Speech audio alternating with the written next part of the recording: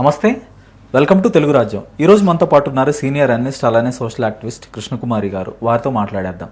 Madam నమస్తే. నమస్తే madam, ఇడుపు కాగితం అనే ఒక సినిమా టైటిల్ చాలా పెద్ద వివాదానికి దారితీసింది. ఎక్కడో ఒక సోషల్ మీడియాలో ఉండే ఒక నెటిజన్ ఒక చిన్న కామెంట్ పెట్టడం, దానికి ఒక సమాజం మొత్తం, ఒక స్టేట్ మొత్తం రియాక్ట్ అవ్వటం, నేతలతో సహా ఎక్కడో ఒక చిన్న నెటిజన్ కామెంట్ పెట్టడం, కవిత దగ్గర నుంచి దేశపతి శ్రీనివాస్ అని వాళ్ళు అనేక మంది రియాక్ట్ అవ్వటం, మళ్ళీ తిరిగి ఆంధ్ర తెలంగాణ ఈ వివాదం అయితే మళ్ళీ మొదలైపోయింది. రెండు రాష్ట్రాల నేతలు ప్రజల మధ్య. సో దీన్ని ఎట్లా చూస్తారు?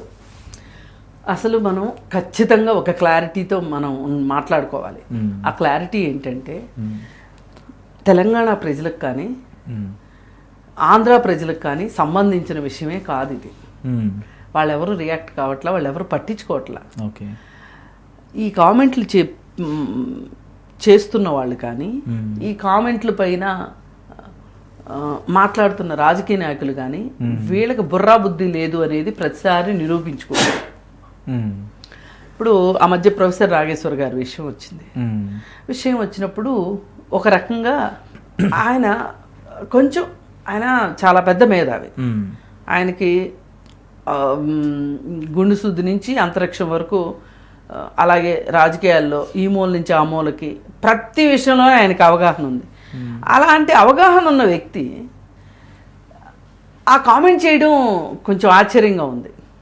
ఏ కామెంట్ మేడం? పవన్ కళ్యాణ్ అమిత్ షా మాట్లాడుకున్న విషయాలు నాకు ఒక వ్యక్తి చెప్పారు అని ఆయన బల్లగుద్ది మాట్లాడటం. ఇప్పుడు ప్రొఫెసర్ నాగేశ్వర్ గారికి ఉన్న ఆథెంటిసిటీ ఏంటి అంటే, వాళ్ళ సమాజంలో ఆయన వేసిన ప్రభావం ఏంటి అంటే, ఆయన వేసిన ముద్ర ఏంటి అంటే, ఆయన చెప్పారంటే కరెక్ట్. వెరీ లాజికల్ గా ఉంటుంది. ఆయన మేధావి. ఎంతో మంది జర్నలిస్టులు తయారు చేసిన జర్నలిజం ప్రొఫెసరు, ఒక సొంత మీడియా హౌస్ నడుపుకుంటున్నారు, ఎన్నో మీడియా హౌసుల్లో మాట్లాడతారు. అలాంటి గుర్తింపు ఉన్న వ్యక్తి ఏదైనా మాట్లాడాడంటే ఎస్ అంటారు. అలాంటి వ్యక్తి కేంద్ర హోంమంత్రిను, ఇంకొక రాష్ట్రం, మీ రాష్ట్రం కూడా కాదు, ఇప్పుడు మీరు విభేదాలు తీసుకొచ్చాక మాట్లాడాలి, అలాగే తప్పదు. పక్క రాష్ట్రం డిప్యూటీ సీఎం మాట్లాడుకున్న మాటల్ని యథాతథంగా మీరు ఎలా చెప్పగలుగుతారు? మీరు అలా చెప్పడం చాలా తప్పు. ఈ విషయాన్ని ఒక్కరు మాట్లాడే మేధావి ఒక్కళ్ళు కూడా అలా మీరు మాట్లాడకుండా ఉండాల్సింది నాగేశ్వర్ గారు అని ఒక్కళ్ళు మాట్లాడలే. ఆయన మాట్లాడారు. ఆయన మాట్లాడిన తర్వాత ప్రెస్ మీటు, మాట్లాడింది చాలనట్లు ప్రెస్ మీటు, ఆయన పైన దాడి జరిగిపోయింది, ఆయన అరెస్ట్ చేసేస్తున్నారు, ఏదేదో అయిపోయింది, ఇంకేదో అయిపోయిందని ప్రెస్ మీటు.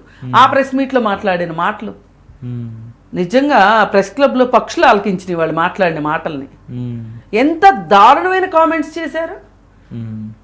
అసలు తెలంగాణ ఆంధ్ర ఏ రోజు కలిసి లేదని మాట్లాడారు. ఇలా ఇష్ట రీతిని మాట్లాడారు. మీకు సిగ్గుందా లేదా? మీరు వెళ్ళిపోయండి. ఇలా ఎన్నో మాట్లాడారు. అయిపోయిన తర్వాత ఆ పెద్ద మనిషి వచ్చాడు అక్కడి నుంచి. వచ్చేసి నేను ఇక్కడ మీటింగ్ పెట్టుకుంటాను, ఈ ప్రాంతం రాది, నాకు ఆ హక్కు ఉంది. ఆయన వచ్చాడు, అయిపోయింది. ఆయన రావద్దన్నారు, వచ్చాడు. మీటింగ్ అన్నాడు, మీటింగ్కి పర్మిషన్ ఇవ్వలేదు. ప్రెస్ మీట్ అయినా పెట్టుకోవచ్చా అని అడిగాడు, ప్రెస్ మీట్ పెట్టుకున్నాడు, వెళ్ళాడు. ఇంకా ఆ తర్వాత కూడా కొంతమంది ఇటు అటు మాట్లాడారు. ఆ విషయం అయిపోయింది అంటే మళ్ళీ వెంటనే వచ్చి ఇడుపు కాగితం దగ్గరకు వచ్చింది వ్యవహారం. ఈ విషయం రాగానే మళ్ళీ మొదలు ఎవరో కామెంట్ పెడతారు. ఆ కామెంట్ చూసి ఇంకొకళ్ళు. ఇక్కడ ఒక చిన్న ప్రశ్న మేడం. ఇప్పుడు గతంలో ఉద్యమం సమయంలో ఆంధ్ర నేతలనే కాకుండా ఆంధ్ర ప్రజల్ని తిట్టారు, ఆంధ్ర కల్చర్ని కొంత విమర్శనాత్మకంగా మాట్లాడారు. అంటే ఉద్యమం సమయంలో కొంత అగ్రెషన్ ఉంటుంది. సో కానీ ఆంధ్ర ప్రజల నుంచి రియాక్షన్స్ లేవు. అంటే ఇట్లా మాట్లాడుతున్నారని వాళ్ళైతే రియాక్ట్ కాలేదు. ఎక్కువగా వాళ్ళ పనిలో వాళ్ళు ఉన్నారు. సో దీన్ని ఎట్లా విశ్లేషిస్తారు? అంటే ఆంధ్రప్రదేశ్కి కూడా ఒక చరిత్ర ఉంది, ఒక అస్తిత్వం ఉంది, ఒక పోరాట చరిత్ర ఉంది. కానీ తెలంగాణ ఈ ఉద్యమ నాయకులు మాదే మాకే ఉద్యమ నేపథ్యం ఉంది, మాకే ఒక ఉద్యమ హిస్టరీ ఉంది, మేమే ఒక పోరాట యోధులు అని చెప్తారు. దీన్ని ఎట్లా చూస్తారు? ఇప్పుడు చెప్పుకుంటే చాలా చెప్పుకోవచ్చు, చెప్పుకున్నవన్నీ అవుతాయి అనేది ఎక్కడా లేదు. మరి ఇందాక అలా అనుకుంటే మనం నాగేశ్వర్ గారు ఉదంతవే అనుకున్నాము. ఏ చివరికి ఏమైంది? ఆగిపోయింది కదా. వీళ్ళు ప్రెస్ మీట్ పెట్టారు, వాళ్ళు ప్రెస్ మీట్ పెట్టారు, అది అలా ఆగిపోయింది. ఇప్పుడు ఇంకో వివాదం వచ్చింది, ఇది కూడా రేపో ఎల్లుండో ఆగిపోతుంది. కానీ నేనేమంటానంటే, నేను మొదలుగా చెప్పిన మాటకు కూడా కట్టుబడి ఉన్నా, ఆంధ్ర ప్రాంతం ప్రజలకి, తెలంగాణ ప్రాంతం ప్రజలకి ప్రజల మధ్య ఏ విధమైన విద్వేషాలు లేవు. ఇక విద్వేషాలు ఉన్నదల్లా నాయకులకే. ఆ నాయకుల్లో కూడా అందరికీ లేదు, కొంతమంది పనిలేని నాయకులకి, రాజకీయ నిరుద్యోగులకు మాత్రమే వాళ్ళు వెతుక్కుంటా ఉంటారు, కారణాన్ని వెతుక్కుంటారు. అంటే సెంటిమెంట్ అనేది యాక్టివ్ గా లైవ్ గా లేకపోతే మనకి రాజకీయంగా భవిష్యత్తు లేదు అనే నేత, మనకు మనుగడ లేదు అనేది వాళ్ళకి ఖచ్చితంగా తెలుసు. అందుకని చెప్పి ఇప్పుడు 119 అసెంబ్లీ స్థానాలు ఉన్నాయి ఇక్కడ, 175 అసెంబ్లీ స్థానాలు ఉన్నాయి అక్కడ. ఇప్పుడు ఎమ్మెల్యేలు అవ్వాలని చాలా మందికి ఉంటుంది, చాలా మంది పోటీ చేస్తారు కూడా, గెలిచేది 119 మందే కదా.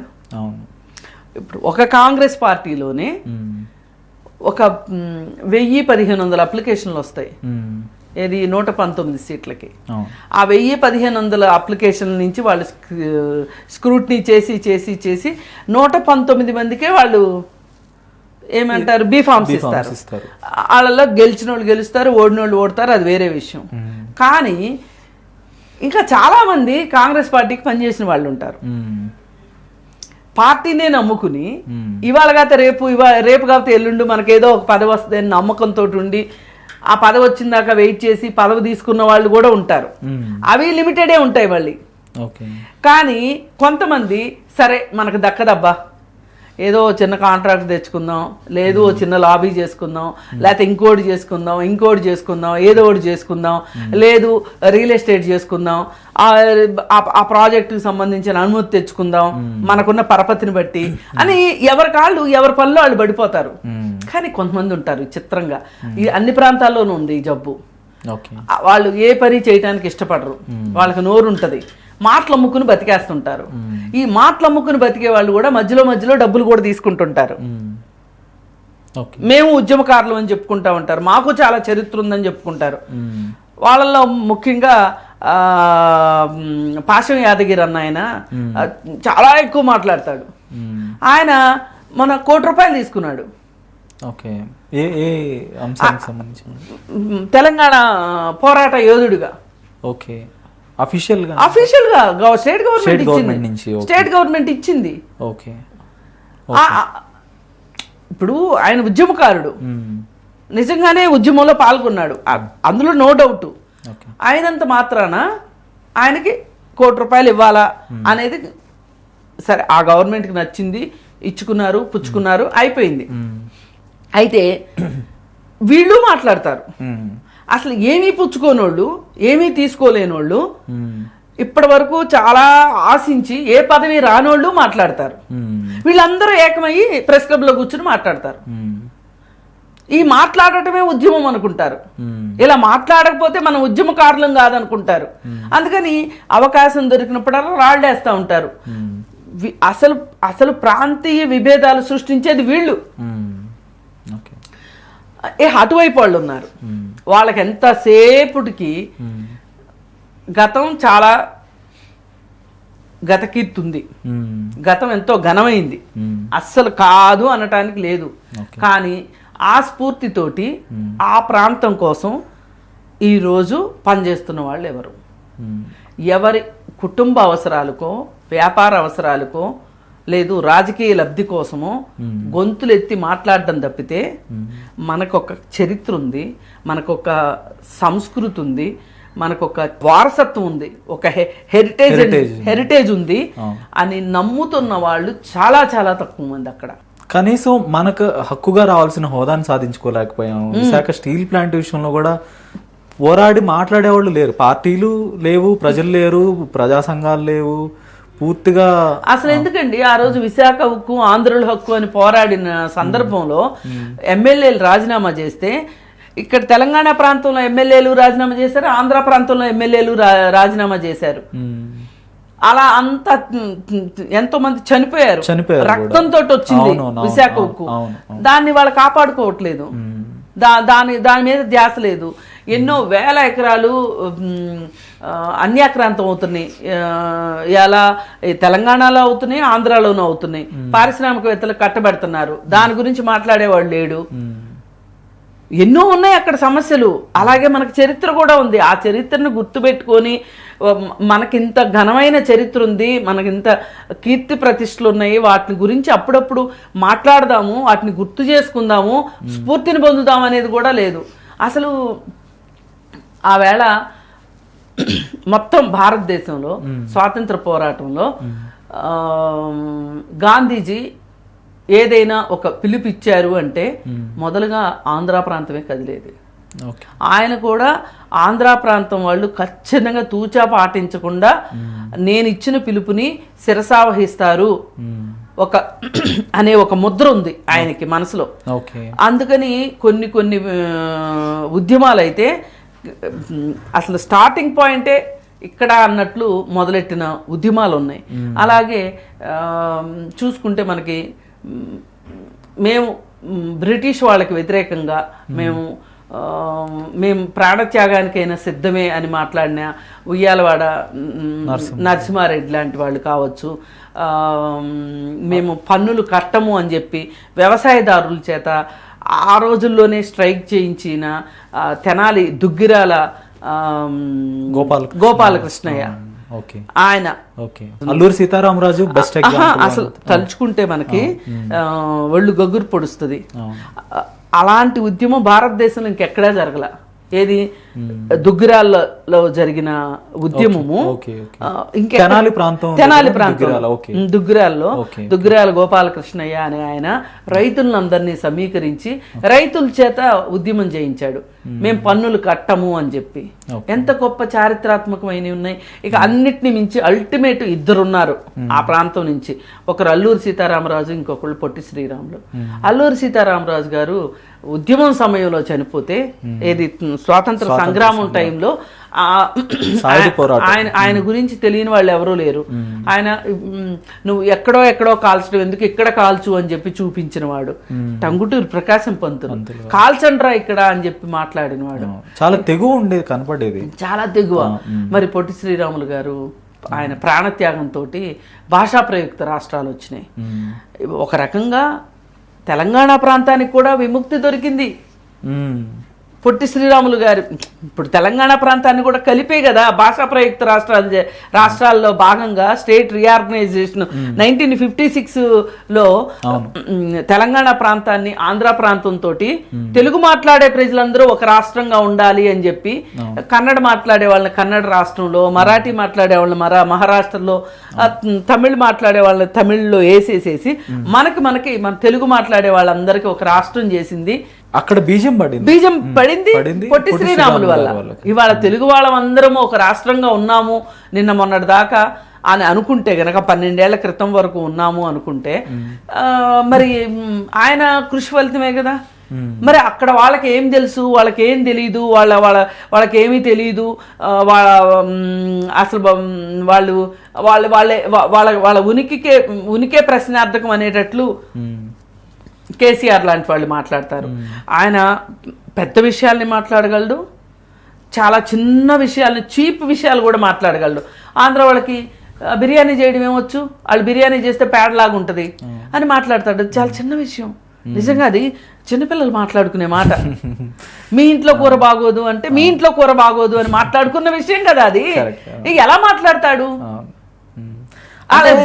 బిర్యానీ చేయడం ఒక్కటే ప్రాతిపదిక కాదు కదా, అభివృద్ధికి దేనికైనా కాదు కదా, సంస్కృతికి సంస్కారానికి కాదు కదా. అసలు ఇంకా గట్టిగా మాట్లాడితే ఆయన బీహార్ నుంచి వచ్చారని చెప్తారు. ఆయనే చెప్పుకున్నారు. అంటే బీహార్ నుంచి వచ్చి అసలు ఒకప్పుడు బీహారీలకున్న ప్రతిపత్తి ఏంటి చెప్పండి? వాళ్ళ సమాజంలో వాళ్ళని ఏమనుకుంటారు? ఇళ్లలో పనులకు కూడా పెట్టుకోరు వాళ్ళని, భయం వాళ్ళంటే వాళ్ళు ఏం దోపిడీ చేసి వెళ్ళిపోతారు అని. ఇవాళ దేశం మొత్తం మీద అల్లకల్లోలంగా ఉన్న స్టేట్ ఏదన్నా ఉందంటే, బీమారీ స్టేట్ ఏదన్నా ఉందంటే బీహారే. అలాంటి రాష్ట్రం నుంచి వచ్చి సస్యశ్యామలమైన ఈ ప్రాంతంలో వచ్చి ఇక్కడ పాగా వేసి ఈ రాష్ట్రాన్ని దోచుకున్నారు మీరు. ఎంత డబ్బు దోచుకున్నారో అందరికీ తెలుసు కదా.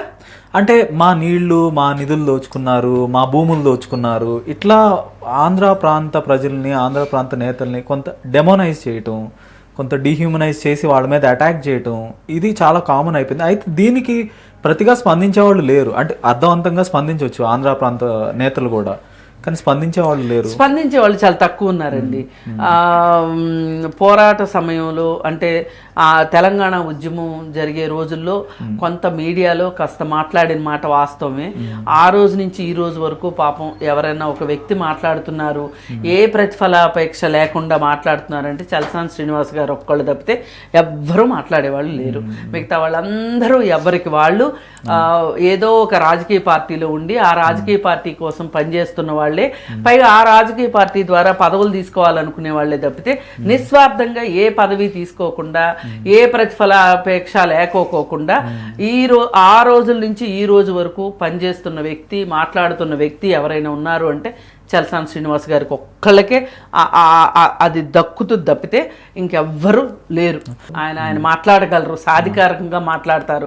ఆయన ఒక్కడు తప్పితే ఎవ్వరూ లేరండి. మిగతా వాళ్ళందరూ ఏంటంటే సందర్భాన్ని బట్టి మాకేంటి లాభం, మాకు కూడా కాదు నాకేంటి అని చూసిన వాళ్ళే తప్పితే ఈ ప్రాంతము ఒక రకంగా 10 సంవత్సరాల పాటు ఉమ్మడి రాజధాని ఇస్తే, పైగా 11th షెడ్యూల్లో పెట్టిన ఆస్తుల గురించి పోరాడమంటే ఒక్కళ్ళు పోరాడలేదు. కేసీఆర్ మా నీళ్లు, మా నిధులు, మా నియామకాలు అని చెప్పి మాట్లాడాడే కానీ అసలు ఆంధ్ర ప్రాంతానికి ఇవ్వాల్సిన కరెంటు బకాయిలు కావచ్చు, లేకపోతే ఇంకోటి ఏమి ఇచ్చాడండి ఆయన అసలు? ఆయన కాలంలో ఆయన 10 ఏళ్లలో ఆయన ఏం చేశాడు? ఆయన ఏమీ చేయలేదు. ఇంకా గట్టిగా మాట్లాడితే ఏ మాటకా మాట రేవంత్ రెడ్డి రాగానే ఎంతో కొంత ఇచ్చాడు, ఆంధ్ర ప్రాంతానికి ఇవ్వాల్సిన బకాయిలు కొన్ని ఇచ్చాడు తప్పితే కేసీఆర్ ఏమీ అసలు ఆంధ్ర వాళ్ళు మోసం చేశారు, ఆంధ్ర వాళ్ళు గద్దల్లాగా తన్నుకుపోయారు, మా ప్రాంతాన్ని లూటీ చేశారు అని చెప్పి కేసీఆర్ అన్నాడు. కానీ నిజానికి స్టేట్ రీఆర్గనైజేషన్ దీని ప్రకారం ఆంధ్రప్రదేశ్ బాగా నష్టపోయింది. ఆ నష్టపోవటమే కాకుండా ఉమ్మడి రాజధానిని వాడుకోలేకుండా, అలాగే ఈ ఉమ్మడి ఆస్తులు పంపకం విషయంలో కూడా కేసీఆర్ చాలా దుర్మార్గంగా, నిరంకుశంగా వ్యవహరించాడు. దాని గురించి ఎవరు మాట్లాడలా. సరే, అదంతా గతం అండి. ఆ ప్రాంతం వాళ్ళకి శక్తి సామర్థ్యాలు లేవనో, ఉద్యమ స్ఫూర్తి లేదనో, పోరాట స్ఫూర్తి లేదనో వీళ్ళు 100 మాటలు మాట్లాడవచ్చు.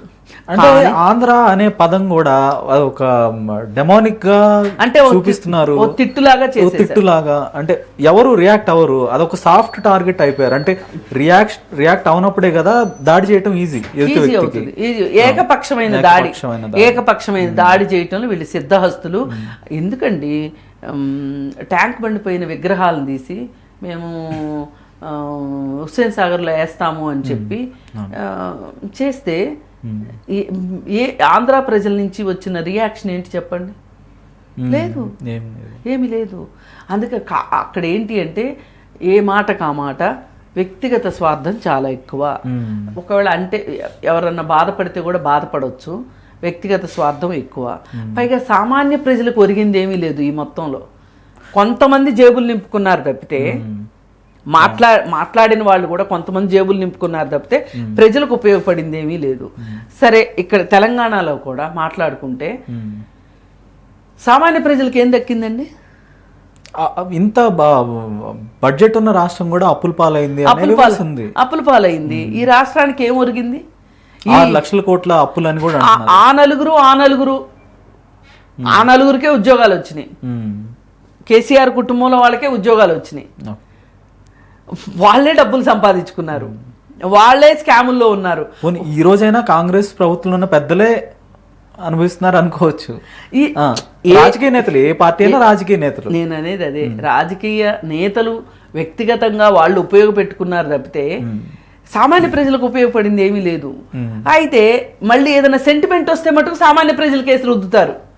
సెంటిమెంట్ వీళ్ళు భుజానికి ఎత్తుకోవాలి, వీళ్ళు వారియర్స్ అవ్వాలి, వీళ్ళు వారియర్స్ అవ్వాలి, వీళ్ళు పల్లకీలు మోయాలి, బోయిల్లాగా వాళ్ళేమో పల్లకీలో కూర్చుంటారు. ఇది ప్రజలకి తెలుసు. ఎవరో కొంతమంది మాట్లాడతారు తప్పితే అందరూ కూడా మాట్లాడరు. మీరు గమనించండి, ప్రజలు బాగానే కలిసిపోయారు. ఆంధ్ర తెలంగాణ ప్రజలకు వచ్చిన ఇబ్బంది ఏమీ లేదు. కలిసి బిజినెస్లు చేసుకుంటారు, కలిసి బియ్యం అందుకుంటారు, పార్టీలు చేసుకుంటారు, అంతా బాగానే ఉంది. ఇప్పుడు నేను ఏ రోజు కూడా, నేను వచ్చి 30 ఏళ్ళు అయింది, ఎప్పుడన్నా చిన్న చిన్న దుందుడుకుగా మాట్లాడేవాళ్ళు నా పక్కన ఎవరన్నా ఉండి మాట్లాడితే మాట్లాడొచ్చు, కానీ నాకు ఏ రోజు నాకు వివక్ష ఎదురుకాల తెలంగాణలో. కానీ అప్పుడప్పుడు కొంతమంది కొంచెం ఓవర్ యాక్షన్ చేస్తూ ఉంటారు. సరే, మనం కూడా తగ్గకుండా సందర్భాన్ని బట్టి మాట్లాడేసేయాలి, దాన్ని అంతటితోటి వదిలేసేయాలి. అది లాగి పీకి చేయాల్సిన అవసరం లేదు. అసలు ఆ మాటలు కూడా చాలా పనికిమాలిన మాటలు అవన్నీ. అయితే ఇలా మనం పనికిమాలిన మాటలని చాలా సింపుల్గా తీసేస్తున్నామా, కానీ కొంతమంది ఆ మాటలనే పట్టుకుని ఇవాళ కవిత చూడండి, ఇడుపు కాగితం విషయం గురించి వచ్చినప్పుడు పవన్ కళ్యాణ్ అడగండి, ఆయనకు బాగా తెలుస్తుంది. పవన్ కళ్యాణ్ 3 పెళ్ళిళ్ళు చేసుకున్నాడా, 30 పెళ్ళిళ్ళు చేసుకున్నాడా, అది చట్టం చూసుకుంటుంది, నీకు సంబంధించిన విషయం కాదు. అసలు నీకు ఎక్కడెక్కడ ఇడుపు కాగితాలు వచ్చినాయి ఒకసారి ఆలోచించుకో కవిత. నీకు కూడా ఇడుపు కాగితాలు ఉంటాయిగా, ప్రతి మనిషికి ఉంటాయి, నీకు కూడా ఉన్నాయి. ఏంటి, ఇవాళ నీ తల్లిదండ్రులతో విడిపోయావు, నువ్వు నీ సొంత అన్నతో విడిపోయావు, వాళ్ళతోటి బయటకు వచ్చావు, ఇక్కడ ఒక విడుపు కాగితం, తిహార్ జైలుకి వెళ్ళావు, అక్కడ ఒక ఇడుపు కాగితం వచ్చింది నీకు. బీజేపీ నుంచి ఆమె ఏదో ఒక పేపర్ తీసుకునే కదండి బయటకు వస్తుంది. ఇడుపు కాగితాలు అంటే అది ఎక్కడైనా విడుదల పత్రం, విడుపు కాగితం అంటే వేరే ఏమీ లేదు, ఇడుపు కాగితం అది విడుదల పత్రం, అది ఒక హక్కును వదులుకున్నప్పుడు రాసుకునేది. చాలా చిన్నదండి అది, టీ కప్పులో తుఫాన్ లాంటి వ్యవహారం. దీన్ని పట్టుకొని లాగి లాగి లాగి ఇంత లాగి చేస్తున్నారు. దీన్ని సరైనగా ఆంధ్ర ప్రాంతం వాళ్ళు ఎదుర్కోవట్లేదు అనేది మీ ఉద్దేశం. కరెక్ట్. అంటే కనీసం మన స్టీల్ ప్లాంట్ ని మనం కాపాడుకోలేకపోతున్నాం, హోదాను సాధించుకోలేకపోతున్నాం. పార్టీలన్నీ కూడా ముఖ్యంగా ఆంధ్రప్రదేశ్ సమాజం 2గా విడిపోయింది, టీడీపీ వైసీపీ 2 క్యాంపులుగా విడిపోయింది. ప్రజలు ఇప్పుడు ఇక్కడ తెలంగాణలో చూసుకుంటే ఒక ప్రయోజనాల దృష్ట్యా ప్రజలందరూ ఏకమవుతారు పార్టీలకు అతీతంగా. ఏం లేదు, అసలు ప్రజల భాగస్వామ్యమే లేదండి. పార్టీల భాగస్వామ్యం తప్పితే ప్రజల భాగస్వామ్యం ఇక్కడ లేదు. పార్టీలే కలుస్తాయి, పార్టీలే విడిపోతాయి, పార్టీలే కొట్టుకుంటాయి, పార్టీలే పొత్తులు పెట్టుకుంటాయి, పార్టీలే పొత్తుల్లోంచి బయటకు వచ్చేస్తుంటాయి. కానీ అట్లీస్ట్ తెలంగాణ ఉద్యమం సమయంలో అన్ని పార్టీలు బీజేపీతో సహా చిన్న చిన్న పార్టీలు అన్ని ఏకమయ్యి ఒక వాళ్ళంటూ ఒక జేఏసీ ఏర్పాటు చేసుకున్నారు. మీ బాధ నాకు అర్థమైంది. నేను ఇంకా చెప్పదలుచుకుంటే ఏం చెప్పొచ్చు అంటే, అసలు ఇవాళ ఉన్న పరిస్థితిలో ఇవాళ ఇడుపు కాగితం గురించో ఇంకో చెత్తా చెదారం గురించో మాట్లాడుకునే కన్నా ఇవాళ సౌత్ స్టేట్స్ కలిసికట్టుగా ఉండి కేంద్రం మీద ఒత్తిడి తీసుకుని వచ్చి సౌత్ స్టేట్స్కి రావాల్సిన హక్కులు, కేంద్ర ప్రభుత్వంగా బాధ్యతాయుతంగా వ్యవహరించాల్సిన విషయాల పట్ల మాట్లాడాల్సిన సమయం ఇది నిజంగా మాట్లాడుకుంటే. అంతేగాని ఇవాళ ఈ చిన్న చిన్న విత్ ఇన్ సౌత్ స్టేట్స్ లో వివాదాలు అనేది చేటు చేస్తాయి, ఇంకా దక్షిణాదికి చేటు చేస్తాయి, చేటు చేస్తాయి, దక్షిణాది ప్రాంతంలో ఉన్న ప్రజలకు చేటు చేస్తాయి. అమాయకులైన ప్రజలకి వాళ్ళకి ఏంటి తెలుసు? 5 ఏళ్లకు ఒకసారి మీరు అడగగానే మీరు ఎన్ని ఎలక్షన్స్ పెట్టండి, పంచాయతీ ఎలక్షన్స్ దగ్గర నుంచి ఎంపీ ఎలక్షన్స్ వరకు ఏ ఎలక్షన్ వచ్చినా వచ్చి ఓటేస్తారు. గొర్రె కషాయాన్ని నమ్ముతుంది అన్నట్లు. వాళ్ళకి మీరేం చేస్తున్నారు ఆలోచించుకోండి రాజకీయ నాయకులు. ఈ చిన్న చిన్న విషయాల గురించి కాదు, ప్రతి సందర్భంలోనూ చలిగాసుకుందాము, ప్రతి సందర్భంలోనూ ఉపయోగపెట్టుకుందాము అని కాదు. అసలు మీరు ప్రజలకు ఏం చేస్తున్నారు? అసలు మీరు అందరూ కలిసికట్టుగా ఉండి కేంద్రాన్ని మీకు కావాల్సింది, ప్రజల కోసం కావాల్సింది తీసుకొస్తారా, తీసుకురారా? అది కదా అసలు మీరు నిజంగా చేయాల్సింది. అది వదిలేసి ఇవన్నీ ఏంటి? నేను అది ప్రశ్నిస్తున్నా. ఇది భారీ నష్టం. అసలు విశాఖ హక్కు గురించి కలిసికట్టుగా పోరాటం చేయలేకపోవటం ఆంధ్ర ప్రాంత వైఫల్యం. అసలు ఇక దీనికి మించింది ఇంకోటి లేదు. వాళ్ళు నిజంగా వాళ్ళు ఉరి పెట్టుకున్నట్టే నన్ను అడిగితే. పోనీ అది ఆ ప్రాంతానికి సంబంధించింది. పోలవరం విషయం అతిగతి కనిపించట్లా, అమరావతి విషయం అతిగతి కనిపించట్లా. అక్కడ అన్ని సమస్యలు ఉన్నాయి. ఇంకా నిరుద్యోగ సమస్య ఎక్కడ వేసిన గొంగళి అక్కడనే ఉంది. ఇక్కడ తెలంగాణ ప్రాంతంలో చూసుకుంటే ఆదాయం ఉన్న రాష్ట్రం కూడా అప్పుల పాలైపోయింది. ఎందుకు అయిపోయింది అని ఆలోచించే వాళ్ళు లేరు. ఇన్కమ్ ఇన్ఈక్వాలిటీస్ ఎక్కువే హైదరాబాద్ వీళ్ళకి ఉండొచ్చు, బాగుండొచ్చు ఇక్కడ పరిస్థితులు, కానీ ఇన్కమ్ ఇన్ఈక్వాలిటీస్ ఎక్కువే ఉన్నాయి. జిల్లాల సంగతి జిల్లాల్లో పరిస్థితి అధ్వానంగానే ఉంది ఈ రోజుకి. సరే, మనకి కేంద్రం నుంచి రావాల్సిన నిధులు మనకు రావట్లేదు. వాటి గురించి మీరు అందరూ కలిసికట్టుగా అందరు సీఎంలు వెళ్ళి ఢిల్లీ దగ్గరికి వెళ్తే అందరూ ఒకేసారి వెళ్ళారు అనుకోండి, ఆ పవర్ ఎలా ఉంటది? వాళ్ళ నిధులన్నీ కూడా ఉత్తరాది రాష్ట్రాలకి తరలిపోతున్నాయి. బీహార్, ఉత్తరప్రదేశ్, ఆంధ్రాకి, తెలంగాణకి, అన్ని రాష్ట్రాలకు అన్యాయం జరుగుతుంది. దీని గురించి మాట్లాడాల్సిన అవసరం ఉంది.